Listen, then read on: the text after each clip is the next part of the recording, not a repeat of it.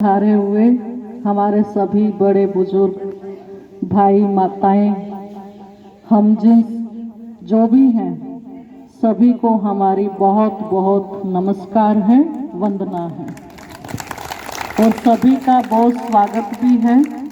हमारी माताओं ने और विजेंद्र भाई ने खास तौर पे सबने मिलकर जो इस प्रकार का आयोजन किया, सबको निमंत्रण दिया, इनका बहुत बहुत धन्यवाद है, स्वागत है। अब थोड़ी देर आपकी ओर लेंगे कि हम गीत सुन रहे थे, वो मेरा बाबा है। तो बाबा शब्द सुन के हम सब के बुद्धि में एक ही चित्र बनता है। कोई साधु बाबा होते हैं, कोई महात्मा होते हैं, उनका चित्र हमारी बुद्धि में आ जाता है। लेकिन वास्तव में देखा जाए तो बाबा जो है, पिता को हम कहते हैं।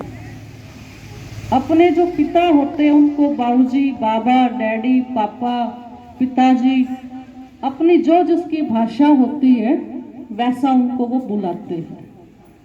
तो परमात्मा को भी हम सब गाते थे, तुम मात पिता हम बालक तेरे, तुम्हारी कृपा से सुख घने रे।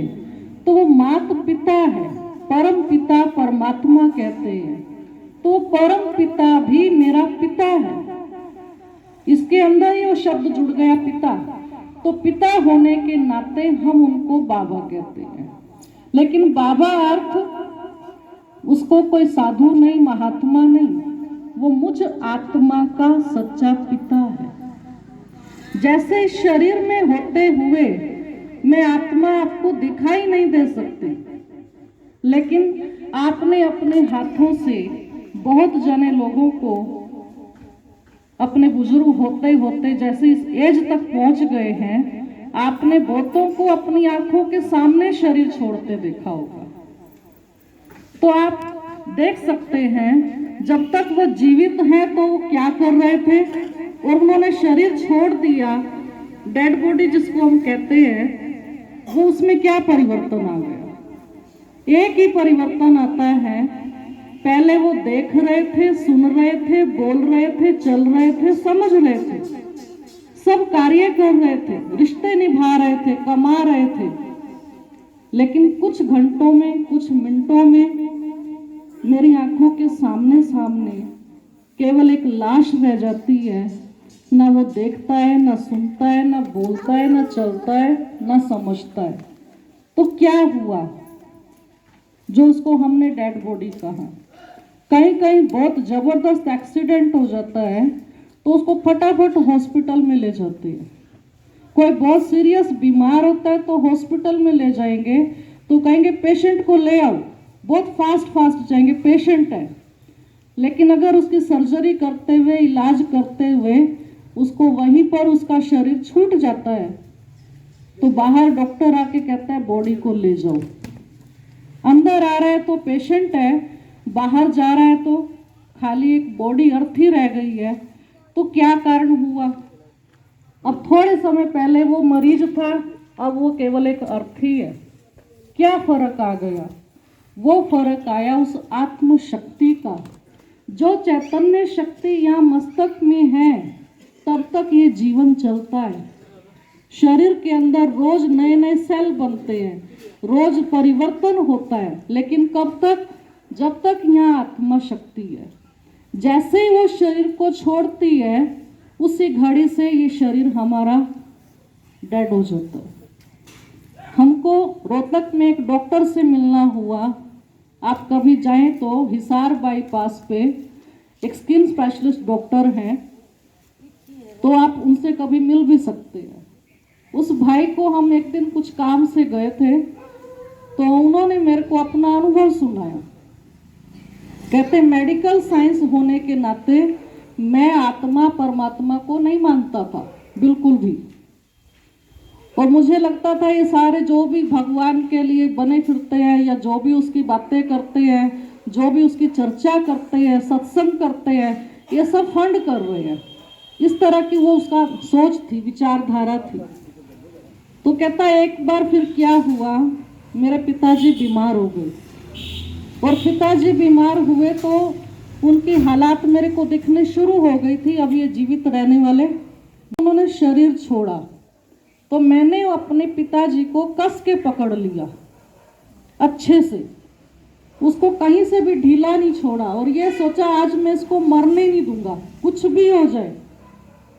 लेकिन कहता मैं उसको लिपटा रहा और मेरे सामने सामने वो डेड हो गए और मैं एकदम से समझ नहीं पाया ये अब क्या हुआ।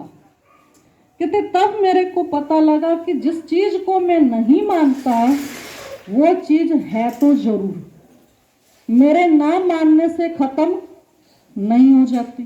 कि हम कहे हम नहीं मानते सूरज है, ना मानो, सूरज तो है, प्रकाश दे ही रहा है।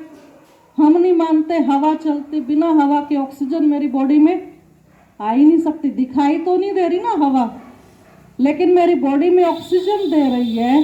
गर्म है, ठंडी है, थोड़ी सूखी हवा है या गिल्ली नमी वाली है, वो महसूस कर सकते हैं, लेकिन दिखाई तो नहीं दे रही।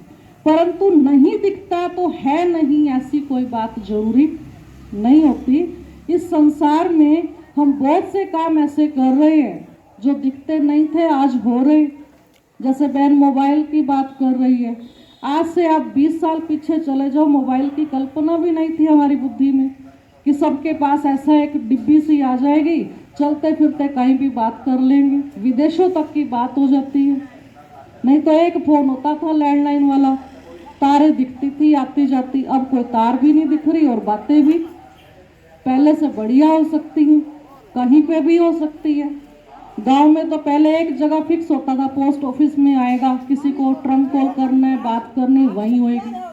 लेकिन आज तो साइंस ने हमारी आंखों के सामने सामने साधन बना के प्रूव किया है, बहुत सी ऐसी चीजें हैं दिखाई ना देते हुए यूज हो सकती हैं।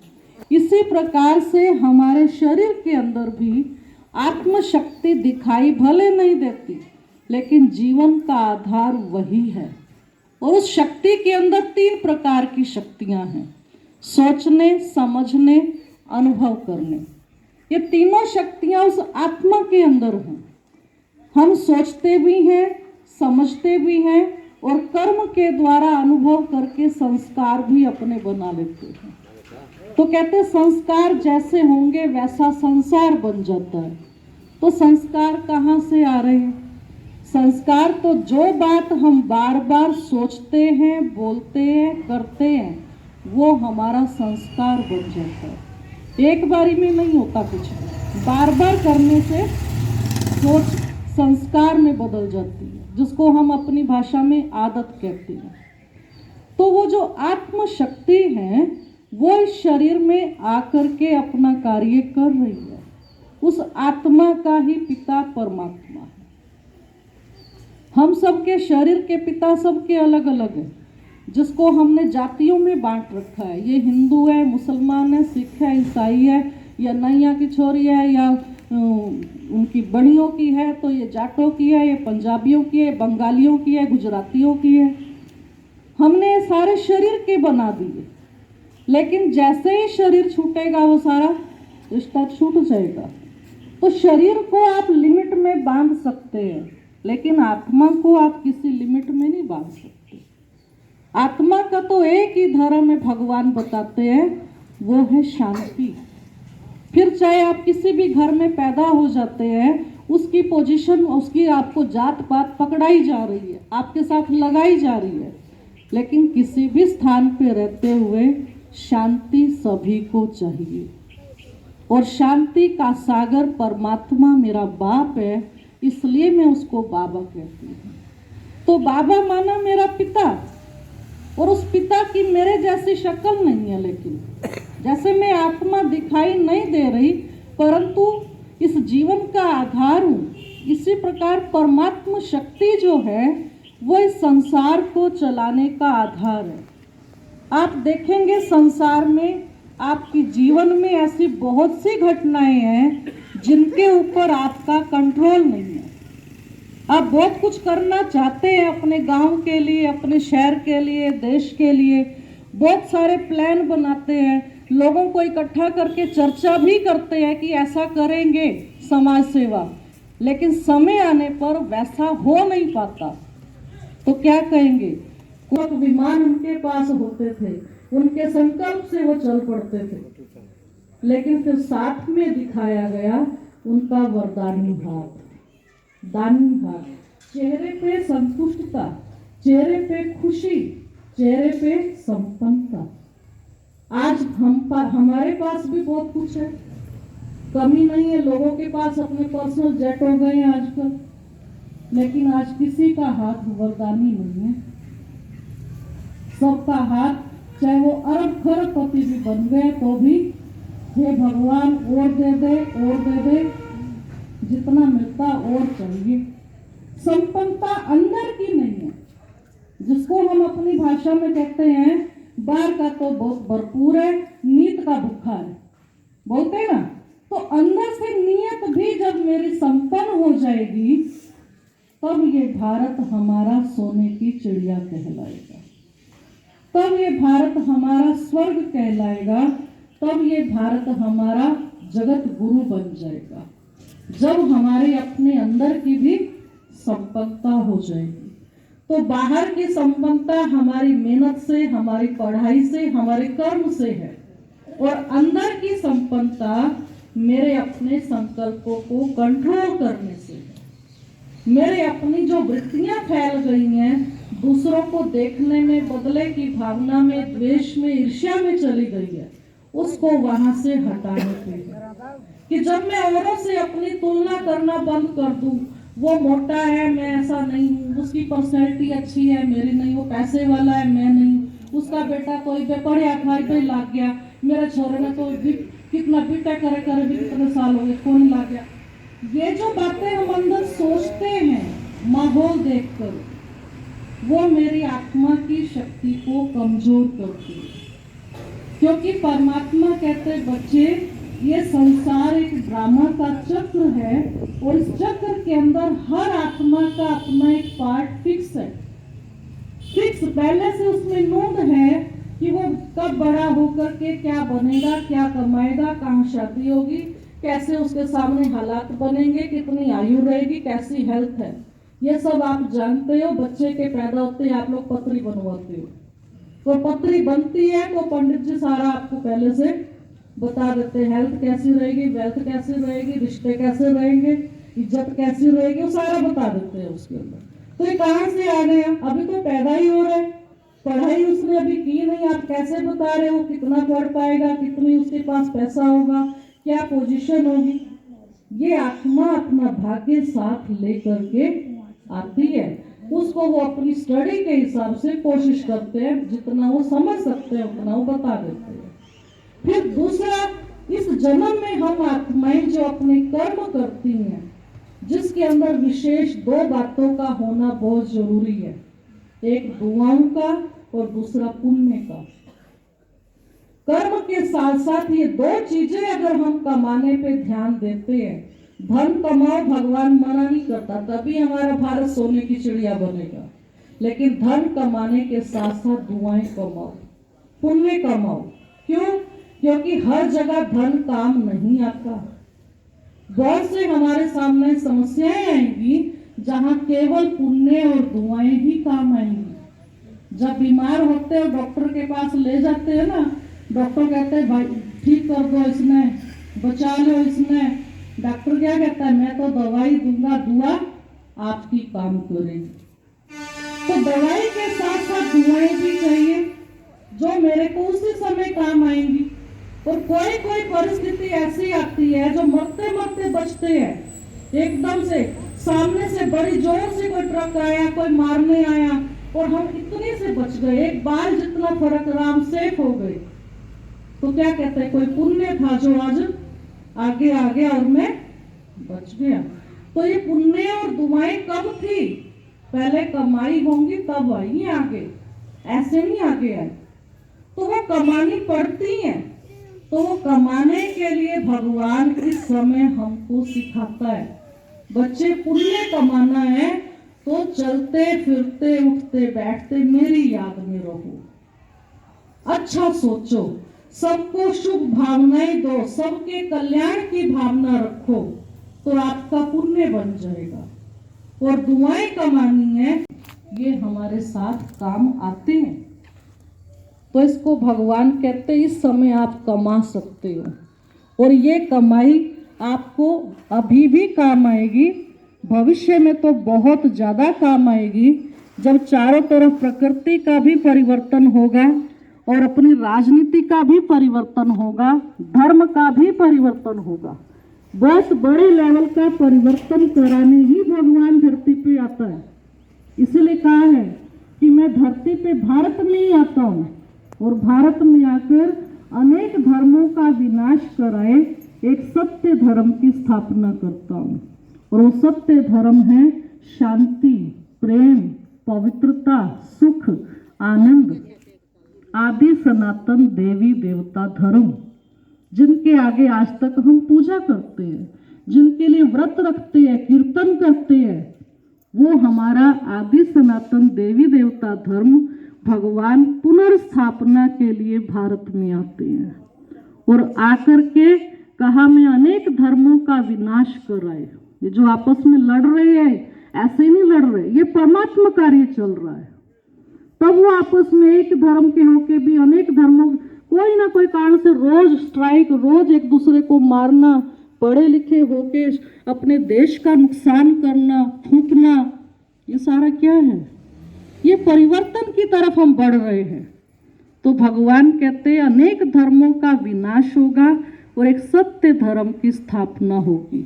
उस सत्य धर्म में वही चल पाएंगे जो अभी उसके अनुसार अपने संस्कार परिवर्तन कर लेंगे, क्योंकि समय की डिमांड है, अपने संस्कारों को भी बदलने की हमको जरूरत है, सोच को बदलने की जरूरत है, मन को खुला करने की जरूरत है। पहले हम बैलगाड़ी पे चलते थे, फिर हम ट्रैक्टर पे चलने लगे, आज हम गाड़ियों में, एरोप्लेन में चलते हैं। तो समय ने जो कुछ दिया हमने स्वीकार किया है। पहले हमारे घर में एक टीवी भी नहीं होता था, पूरे गांव में एक होता था, सारे इकट्ठे बैठ के देखते थे। फिर एक टीवी आने लगा एक घर में, बड़े बड़े शटर वाला, फिर दूसरे टीवी आए, आज एलईडी के बाद आज मोबाइल में टीवी है। तो जो जो परिवर्तन होता है हम स्वीकार करते हैं। इसी प्रकार से परमात्मा शक्ति के द्वारा होने वाले परिवर्तन को भी स्वीकार करना ही पड़ेगा, तभी मेरे अंदर मेरे विचार खुले हो सकते हैं। नहीं तो मेरे अंदर पहले से गांठें लगी पड़ी है, ये ओम शांति वाले, ये राधा स्वामी वाले, ये सच्चे सौदे वाले फलाने हैं, ये मारे को नहीं और थारे को नहीं। हम सब एक पिता के बच्चे हैं, एक घर से आए हैं, रोल अलग अलग मिला हुआ है। और रोल पूरा होने के बाद वापस एक ही घर में हम सबको जाना है और वो पिता परमात्मा ही एक ही है।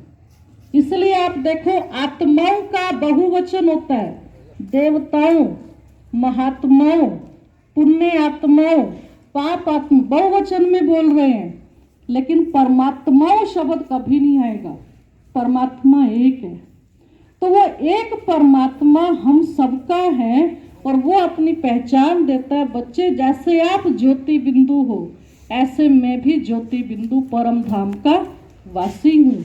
मैं इस धरती पर आपको अपनी आत्मा की पहचान कराने के लिए आता हूँ और उस आत्मा के अंदर जो जो परिवर्तन हुआ 5000 वर्ष के चक्र में, वो मैं आपको समझाता हूँ कि कैसे आत्मा सतो प्रधान, रजो प्रधान और तमो प्रधान में आती है और तमो से फिर वापस सतो बनती है। अर्थात आत्मा के जो 7 गुण हैं, पवित्रता, सुख, शांति, आनंद, प्रेम, ज्ञान और शक्ति, ये 7 गुण जब 100% फुल है तो सतो प्रधान है, 50% है तो रजो है और अब बिल्कुल नील है तो आज लड़ाई झगड़े का कारण केवल यही है, ये 7 गुणों की कमी हो गई अपने अंदर।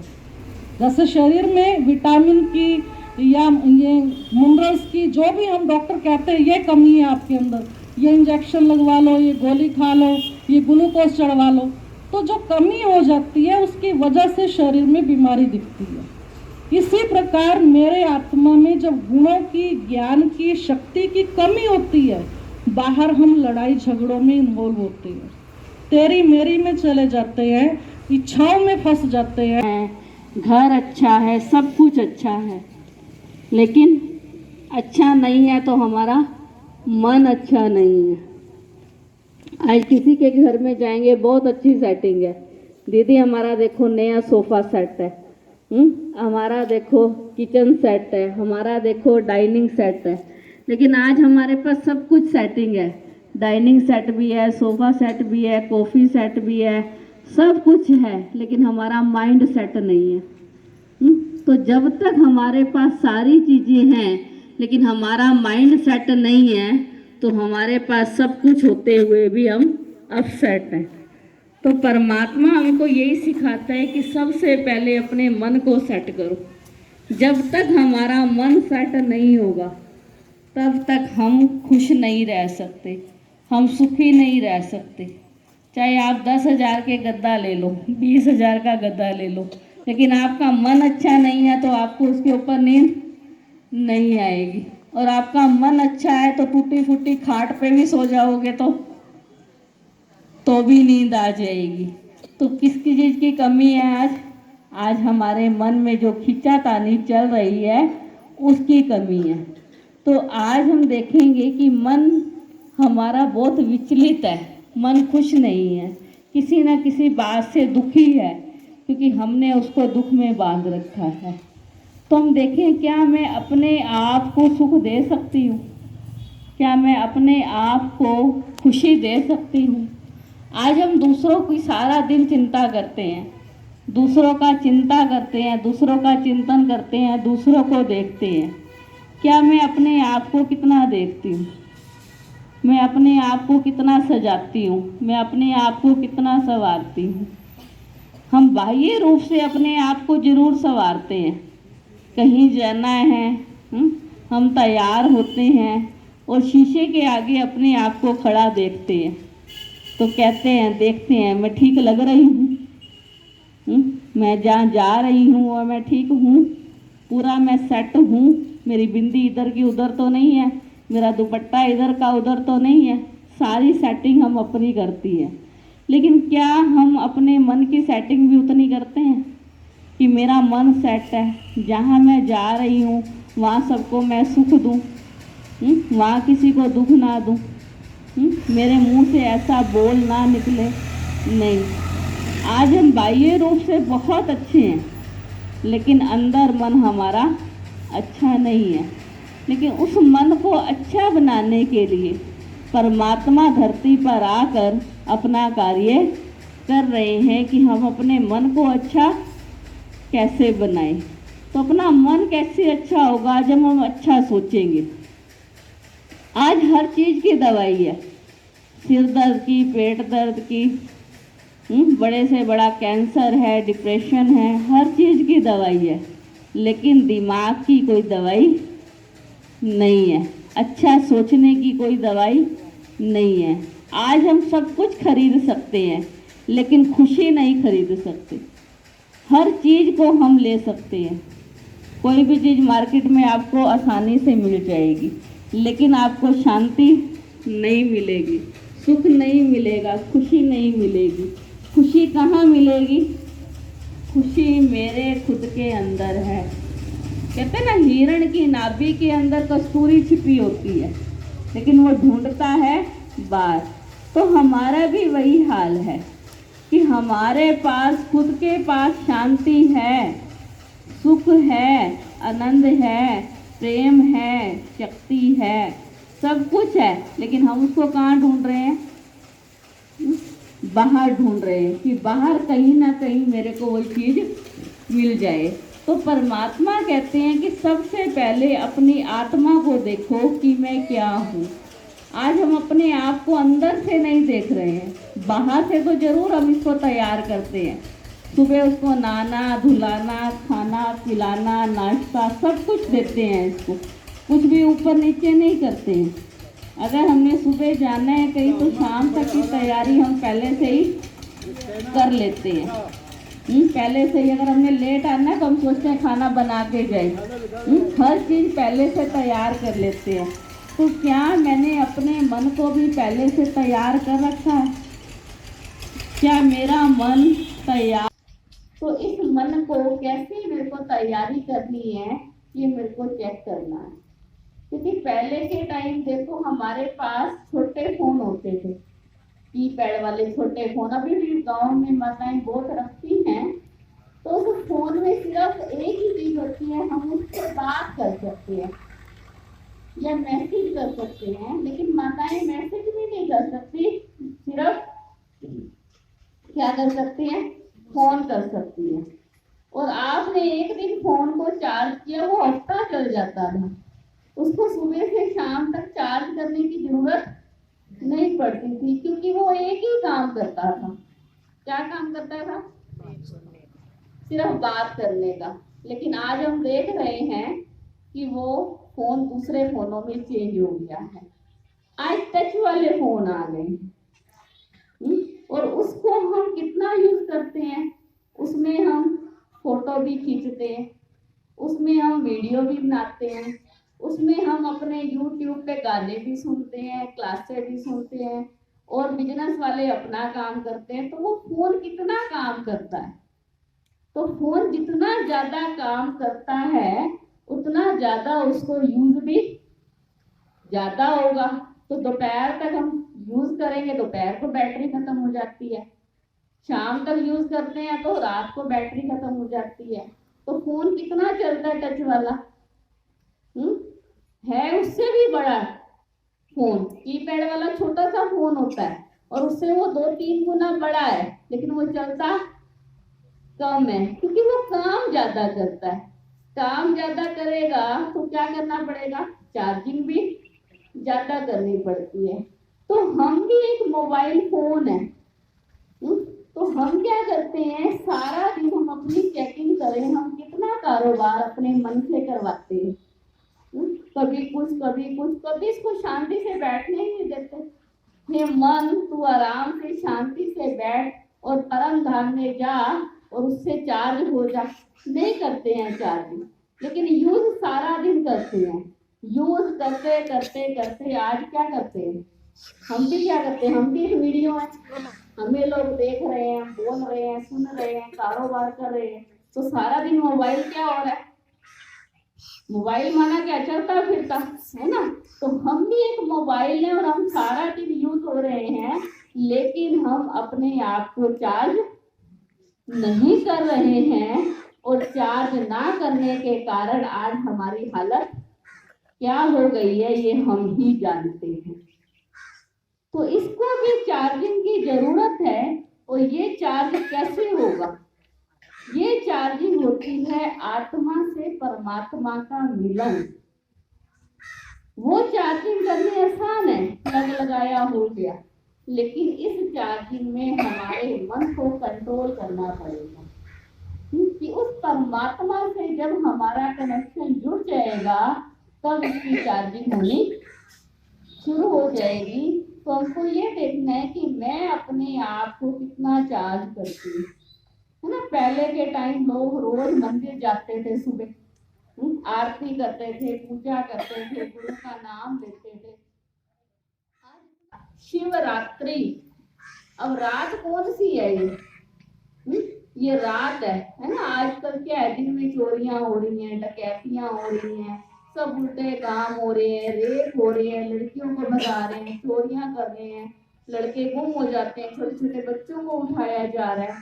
पहले ये सारे काम रात को होते थे और अभी ये सारे काम दिन में हो रहे हैं। तो क्या कहते हैं, आजकल तो दिन और रात में कोई फर्क ही नहीं रहा, यही कहते हैं ना।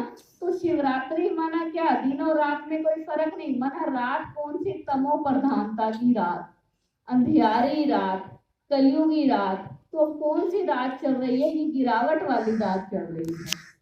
तो अब परमात्मा कहते हैं कि जब बिल्कुल गिरावट हो जाती है तब मैं धरती पर आता हूँ और आकर एक नए धर्म की स्थापना करता हूँ। तो ये कलयुग है ना, भले अब दिन है, कोई गलत काम हो जाएगा, कमाल हो गई, रात वाला काम हो गया, क्या कहते हैं ना ऐसे। तो माना क्या, दिन भी रात जैसी हो गई है, इसलिए इसको कहा गया रात्रि। और शिव माना क्या, परमात्मा अब रात को थोड़ा आएंगे, है ना। किसी के बच्चे का जन्म रात को 1 बजे हो तो कहेंगे इसका जन्म रात्रि है ना। होते हैं ना बच्चे, सबके पैदा होते हैं, किसी का रात को 12 बजे होता है, किसी का 1 बजे होता है, किसी का 2 बजे होता है, तो कहते हैं इसका जन्म रात मना रहे हैं। फिर भी क्या होता है, इसका जन्म दिन है, रात नहीं कहते हैं। इसी प्रकार परमात्मा के लिए कहते हैं शिव रात्रि। और वो रात्रि कौन सी है, जब ये सारी दुनिया में पापाचार भ्रष्टाचार बढ़ जाता है तो भगवान इस रात में आते हैं और इसको दिन में बदलने के लिए। और दिन क्या है, सतयुग, नई दुनिया, जिसके लिए गायन है भारत सोने की चिड़िया था। तो फिर से वो भारत जो एकदम कंगाल बन गया है ना। भारत बिल्कुल गरीब है कहते हैं, लेकिन भारत कभी हम ही गाते थे कि भारत सोने की चिड़िया था, लेकिन आज भारत फिर से गरीब बन गया है। ये भारत फिर से सोने की चिड़िया बन जाएगा। तो ये चिड़िया बन जाएगा तो ये कब बनेगा, जब हमारी अपनी सोच परिवर्तन अच्छी हो जाएगी। तो परमात्मा हमको यही सिखाते हैं कि सबसे पहले हमको अपना परिवर्तन करना है। ये हावी हमारी शिवरात्रि।